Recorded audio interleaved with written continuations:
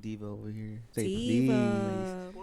Instead of like Tito Doble P, it's Jerry triple P. Triple Pisces, bro. In here, bro. ADHD. 80, yeah, nah, for real. And what? Raices con Xolohuizo. When did this turn you into interviewing them? Hola Mi Gente, we're back again on another episode of Raices NYC, episode 15. And on this episode, we have... Xolohuizo. my homeboy, my buddy. Please tell them a little bit about yourself. No. Oh, you could hold that. Keep on holding it. I feel mad nice. Shit. I'm Xolohuizo.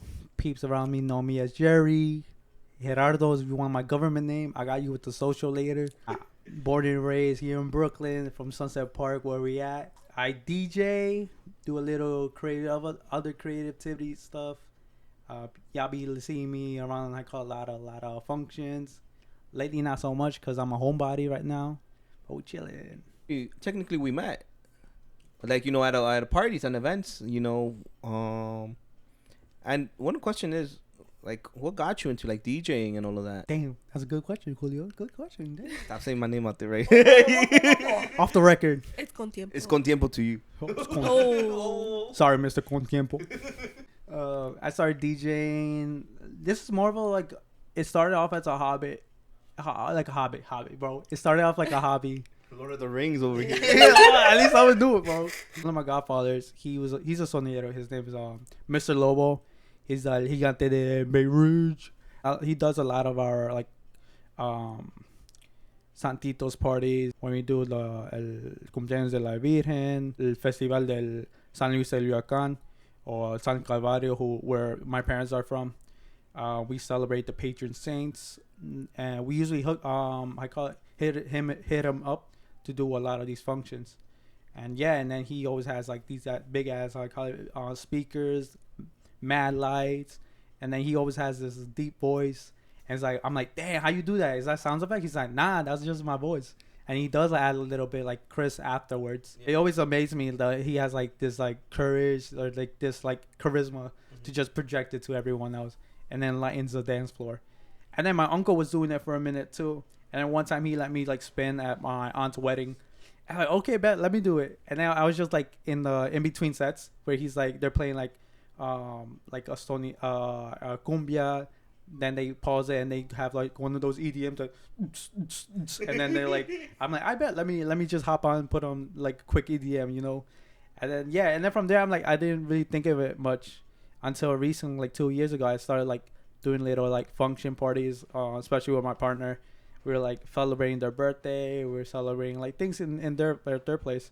And slowly I'm like, hey, damn, if I put a bit more cash in it, maybe I could just start buying my own speakers. And then hopefully, like, if anyone reaches out, I'm like, oh, yeah, I could DJ.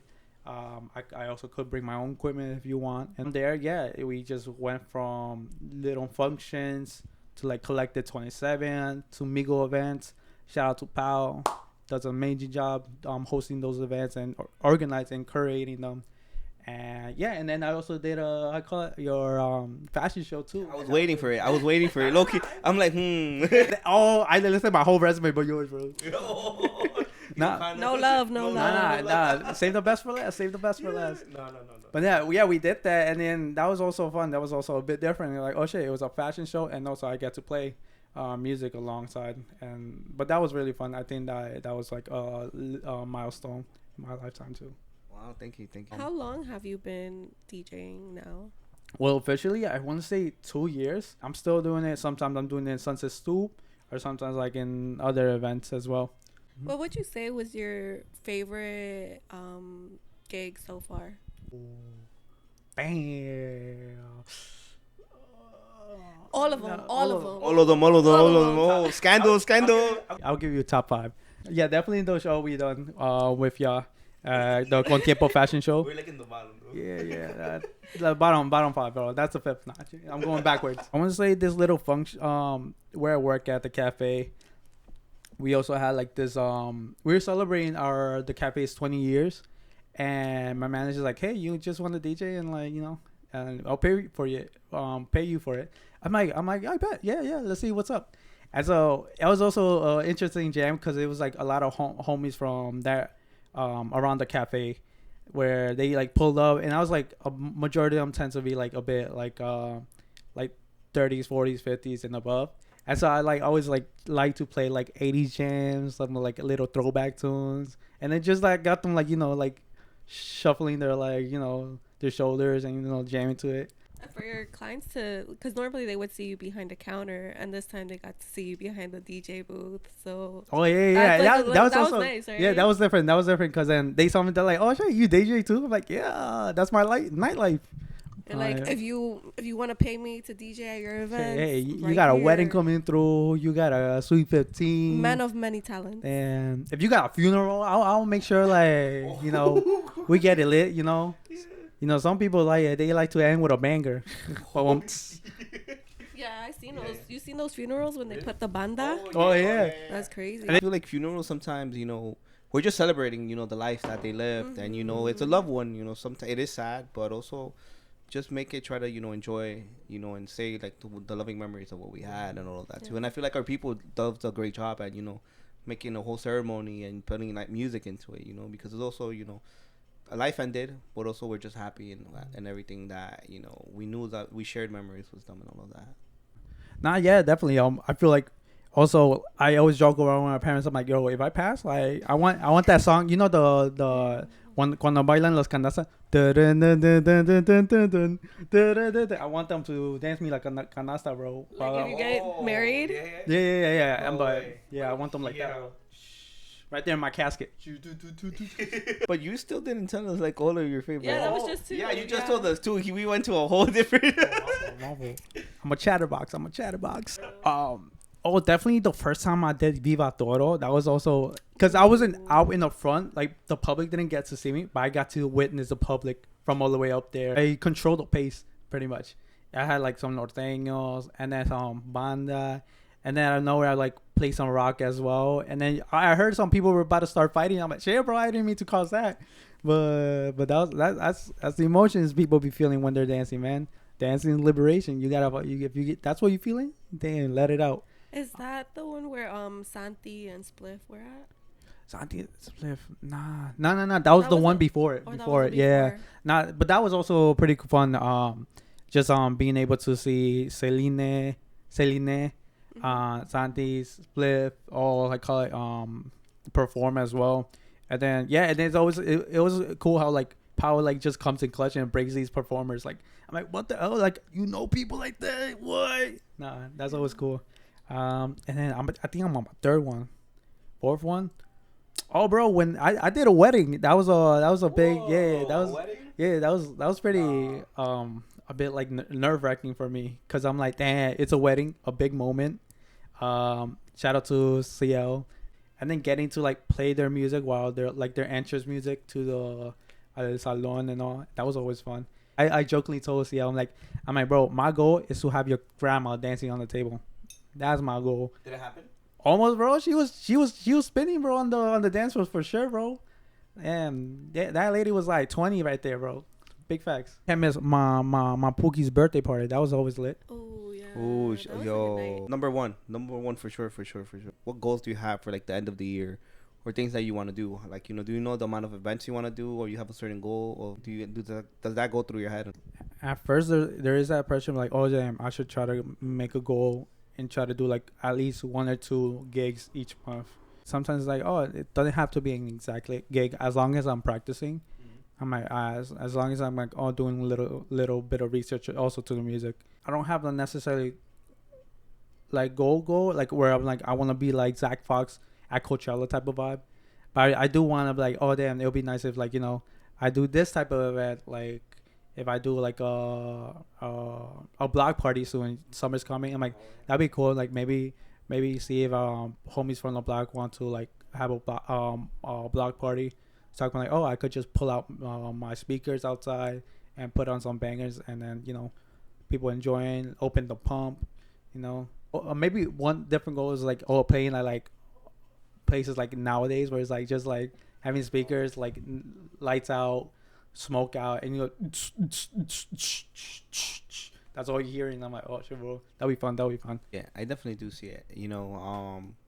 The year is still just starting. We're almost getting halfway. And you're nonstop, just working on your craft and doing these things. I feel like also, doing maybe like once a month sometimes it's nice because it does take a lot of energy, just planning it out. You're giving a lot of energy towards the people and you're also taking a lot of energy back. And what most people don't understand, we might be having fun or it might be like cool, but in your head you're like, okay, what's the next song? What do I do next? How are they gonna be happy? Is it gonna bring a vibe down or bring it up? Like, music really changes how people's attitudes are. And constantly, like, how have you feel like you mastered it? Like, I know what song to play next, or like reading the vibe of the room. Like, what do you use or what techniques do you have nowadays? I think you can never be too prepared for sure. I feel like if you pressure yourself to be like, I'm gonna play this song, then this song, then this song, you get too focused on that or fixated. But definitely like when I had this gig with, shout out to Marbella from the student government body of Baruch. They reached out and they're like asked me if I could play like a function where it's like rock and cumbia. I'm like, I bet I think I'm pretty confident with that. And after a while someone's like, oh, can you put like merengue, could you put bachata? And then usually I like to like also like physically listen to the audience and be like, oh, if they want something like that, then I put it. But then sometimes like because of generational difference, sometimes they don't pick up on the song. There's like it's a banger for like a bunch of us, but then to them they're like, what is this? Like, how you dancing? And also like across like cultures too, like they're like, oh damn, this is a tune, but like how do you dance to this tune? And sometimes you're like, all right, let me just switch it up and like put a song they most likely recognize, and from there see if they recognize that song, and then and move on to another song that's either similar like in that same genre, and then continue. And then usually like that's how you pick up the vibes. And then usually you just, I think also it's like not necessarily like, I think I also like have to be confident behind the just like dancing to my groove behind. And if I'm dancing, I feel like they're also like, oh yeah, he's grooving, I'm grooving, and Yeah, I think the audience picks up on that automatically, especially like at a party, you just like feel it out. But I know that you did say that your uncle was the one who kind of like gave you a chance at, trying out to, sonidero type shit. But have you met other people along the way who have taught you or have, given you a little quick lesson on some stuff? Shoot, definitely shout out to Amortis. There have been gigs where it's like I like reached out to him and then asked him about this controller and like how do I navigate these devices? Because my controller is definitely different to like what a lot of like either clubs or other venues have, and sometimes that also becomes another little task that I have to learn about the controller right there in the event, and then also like just wing it or improvise. But Modus has been pretty kind to like answer my questions. And so I'm like, okay. Sometimes it's also like very nerve-wracking. I'm like, I don't want to be like, oh, I'm acting like, just picking at him like, yo, can you answer this? Like you kind of feel like, oh, like I'm asking too many questions or I'm bothering. Yeah. I'm like, I don't want to be like, damn, maybe they know you a noob. They're like, oh man, no. It's like, not this newbie, bro. Why are you talking to me? Yo, who brought him? And then my godfather, I call it Mr. Lobo. He also whenever I ask him like, yo, can I borrow like these lights? Can I borrow this? He's always down. He's like, yeah, go for it. Like, just let me know ahead of time so in case like he has an event, we don't like overlap. And then he's like, oh no, I can't. But yeah, he's always like open up I call it to me to like borrowing some of his equipment too. And then I also sort of try to like pass that down, and like if anyone like needs help with like trying to learn like a quick instrument, like an instrument but like the device or anything, I try to explain it. And if ever they want to like see me behind the booth, I'm like, I also like try to like just let them observe and see what I'm doing.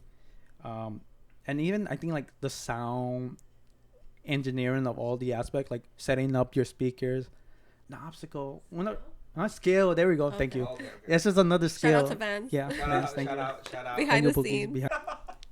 It's just the skills sometimes, like knowing how to set up speakers, knowing the sound quality of that. That's also another thing. Like sometimes people don't know. It's like, oh yeah, we should. Yeah, I mean, even us, like, thank you for having us in your home. Oh yeah. We're at Jerry's home. Definitely. And Van's home.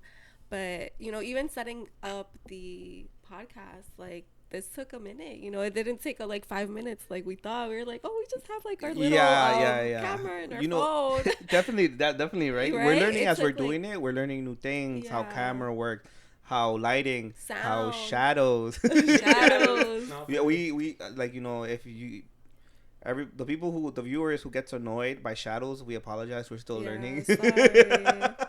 We're still learning. But it's even like every little thing, audio. It's something that slowly we're gonna be learning. That's just life. We're all learning along the way. But what's really great is also like we all help each other out. Yes, We all give a definitely. hand. Just like you said, also you had your godfather to teach you, but also you have friends. Like Amores to also help you out when you have questions. Do you feel like now the community is more there for each other when they need help, as in before, or we're just willing to ask more questions now?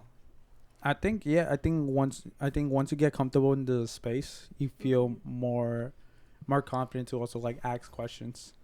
But I feel even before, I feel like that was always there, the openness to ask these questions and also to be well received. And sometimes it's also like keep in mind, like, people also like should also receive these critiques if that was the case.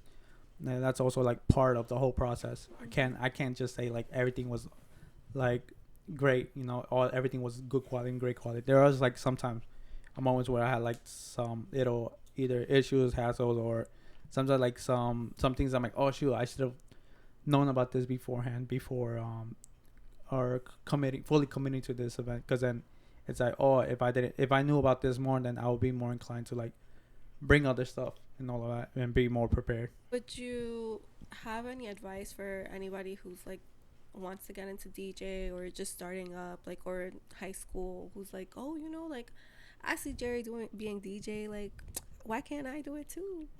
Like, what would you say to that little kid, or even to yourself, when you were little, like, I want to be Xolohuizo. To do it, get into carpentry. We need more carpenters. Oh. No, I'm joking. we need more doctors. We need more doctors. We need more doctors. Start doctoring. Join the union. I definitely it's definitely another art form, or another creative outlet to explore. And I'll be more I'm like, yeah, go for it.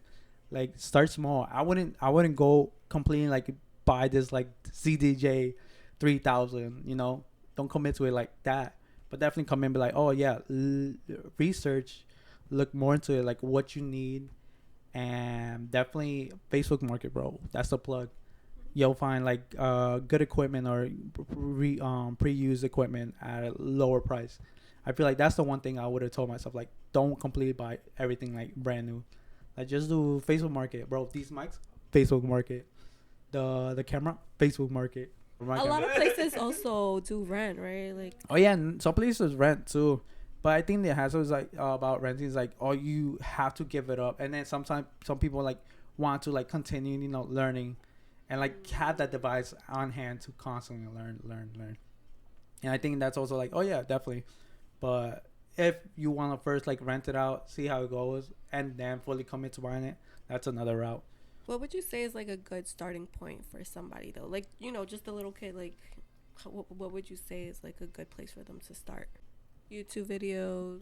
Oh yeah, YouTube, TikTok for advice, honestly. Also, when people have, I think like on YouTube, there's people like DJing in their living room or a house function. Just check it out and see like what kind of vibe they playing, and it's like if it's something you really like think you enjoy, like creating that atmosphere, then also go for it. And then also like be open to music, not like I feel like some DJs go into like just like playing that one thing, but then at the same time like they're not open to like express other forms of music in the other outlets, or like just like or just be open to like different genres and all of that. But definitely I feel like just be open to all that music, because I feel like in over time they just start overlapping and you could just match them up, and again then your creativity just goes above and beyond from there. So you could download these programs like Serato, like the beta versions, for free. Give it a try. The only problem is like downloading the music. Nah, back then we used to have LimeWire. LimeWire, yeah. You ever download music from FrostWire? Frostwire. Frostwire, damn. There was this application called Rocket Launcher, I think. Arius. I'm not sure if you knew Arius. No. I remember downloading music from there. But allegedly. But then iTunes got freaking Apple. What's it called? Apple Music. Then Spotify came. So it was like more streaming service. I mean, you could use Tidal for like access to certain like from applications straight to streaming service. But yeah, it came in handy when you had those other downloads. I'm trying to remember the first time we met. I'm gonna be honest. It was at the market, definitely Plaza. It's the first time. I think you were DJing there too. It was mad cool. We would say hi, and then it's like this during the fashion show. I remember when I texted you. I was like, "Hey, can we have a meeting? Can we have like dinner? I took you out like a little cute date." We went to Tacos del Bronco. Tacos del Bronco. Shout out to Tacos del Bronco. Yeah.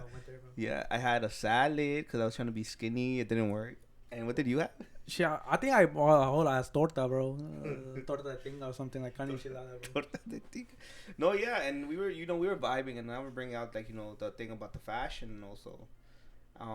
What was your thought about it too? Like when I asked you that. It was like a new experience, and haven't done the fashion show like that. So I was like, oh yeah, I'm definitely intrigued. I'm like, I think this would be cool, cause like you're also asking me for my input, so I'm like, oh yeah, bet. Like this is what I think, and then you were also like just like listening and like taking the information in as well. I feel like during that time we were all learning from each other also, and like the experiences. Well, for me it was everything new. I don't know if for you also, and I think. Ari, I don't know if that's when you were also starting to talk to Xolohuizo too during that time, or did you meet him before? I met Jerry at the fashion show. So it was also a lot of collaborating because we were like, okay, we have to play the music when so and so walks. So it was a lot of planning of that, and so it was a lot of back and forth. But yeah, that was just like, it was very like business though. It was very like, oh no, right now, like this, play now, stop now, like when I walk, when you stop, like it was just a lot of technical talk.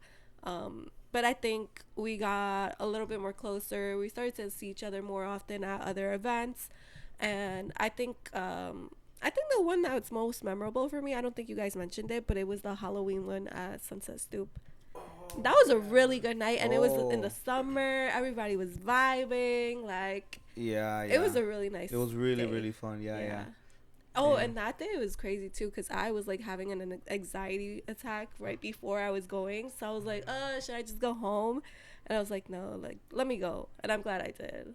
No, yeah, because like again, you always bring the vibe. You always make everyone welcome. The music you play, even your aura, your charisma, and how you just move around too. Like you have your little signature dances and all of that. If you see Xolohuizo at his event, you see him, he be moving, he be dancing. Vibing. Do you have a favorite move that you do all the time? Damn.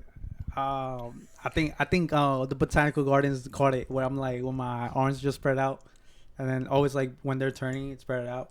And then I finally learned this move when Colombia, where I turn the partner and I go on on my knee, and then come back up and turn up. Bro, that's fun too. That's one of my favorite moves.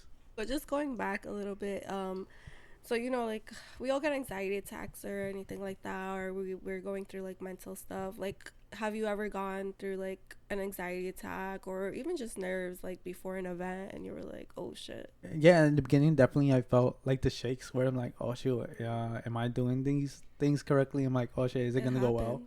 Especially when if I like open up, it's like sort of empty. People are still coming in, so I'm like just playing jams. You're like, are they gonna show up? Is it just gonna be these 5 heads? Yeah, I'm like, damn. I'm like, shit, bro. Let's make it last. Let's make it last. But over time, I'm like, as long as I'm comfortable behind the booth, I'm like chilling, dancing, and all that. I'm like, oh yeah, we're vibing. I'm vibing. They're vibing. Let's go. But definitely, I felt those shakes before. Definitely, I feel like all of us, we go through the anxiety. And we have try to figure our own way to deal with it too, because especially I feel like just like we being around a lot of people and seeing everyone, it just becomes a bit overwhelming. I definitely get those emotions sometimes. I'm pretty sure Adi does the same thing. And so it's just nice, to know that we have other creators too that feel the same way. Yeah. So, we kind of have this spooky, scary story time on most of our episodes. Do you want Yeah. to share a time that was like scary or a scary story, either here, Mexico? You know, we always have those stories around. That has to be scary though. Like when we leave, we're gonna be like, damn. And you're gonna go to sleep and you're gonna hear something. That's spontan around here, bro. Be careful. Now, I got chills. chill, bro. Yeah, bro. Watch El out. Chucky. Chucky's coming out. You know, I saw a video this morning that it was like the Chucky head was like moving in the video, and it was like it was just Like an someone empty bought room. the Chucky. It was the Chucky doll, and he was just like that, and then all of a sudden he just like moves. Nah, matter of fact, bro, I just saw this move right here. Stop saying that. Chill, bro. Nah, I got it. He moved, bro. Watch out with your puppets, bro. Julio got a long way home. One thing I remember, I was younger, probably like 10 years, 8 years. I remember I was like sleeping with my parents. They were like, I was on the edge of the bed. And my parents were like closer to the wall. And then I remember I was like, I have a Winnie the Pooh book bag. I had it laying up. And then I had it like, it was like hanging up. And next thing you know, like I looked over to the Winnie the Pooh. I was like, oh shit. Just looking at it. And I could have sworn the Winnie the Pooh went. No. And then I'm like, nah, bro. I literally grabbed the covers, Crazy. covered myself up. I'm like, nah, that didn't happen. It was a dream. We're going back to bed. And then I literally, ever since that, I'm like, I still remember that. And I still have that Winnie the Pooh too. And I'm like, bro, like, should I like just confront him? Be like, yo, what you did that night? I don't think it, bro. What you did that night? I didn't like it, bro. No more. That's it. This is where I like throw the water, put the fire. He's gonna save it for his future kids. Like, now it's your turn. Oh, word, bro. It's it's generational terror, right? Horror stories right there. Nah. Like if I saw it, you have to see it now. Oh shoot. Oh, man. On that note, thank you again, Xolohuizo, for being a guest in our podcast and sharing your story to everyone. Thank you for the burgers. Thank you for the not Great only chef. a DJ, chef too. It was like the bear over here. He's like, yo, Don't worry, the burger joint coming soon. behind the kitchen. He was like, yo, I told you not that. Like he was saying, but he was saying it to himself. I'm like, yo, who he speaking to? who he yelling to? My son's like, we could have just ordered like some tacos or like big, I call it Rico Big Pollo down the block. Rico pollo. Rico Pollo down the block. You know that? I'm like, no, bro, it's not the same. It really wasn't the same. It really wasn't. It was really good. It was really delicious. First time I tried vegan cheese. Oh, vegan cheese, yeah. Yeah, There's it's vegan different. cheese. Look at that. In case y'all get them port attacks, you no more laxative here. No more. I mean, what's it called? Lactate pills. No more lactate pills, bro. Yo, what is that on top? That's the cat. Oh, I got scared. I was like, oh, I was like, Bro, he found Winnie the Pooh. Winnie the Pooh was watching you, bro. yo, bro. He's like, that's my shirt. Yo, that scared me. That's why I'm like, Yeah, because you just see the ear. yo, that's the ear. But any last words that you would like to Anyways. tell, the viewers? Any advice that you would want to give anyone? Bro, have fun. Go do your thing. It's summer. If you want to explore new activities, research and then check them out. There's definitely like a lot of like organizations or collectives that are like trying to like put out things. Don't be afraid if you want to start making jewelry. If you want to start experimenting with sound, music, style, and all of that. Go out there. Someone's gonna notice. I'm gonna notice. We're gonna notice. Yeah, that's all. All right. All right, We're done. We're We're done. done. That's it. Just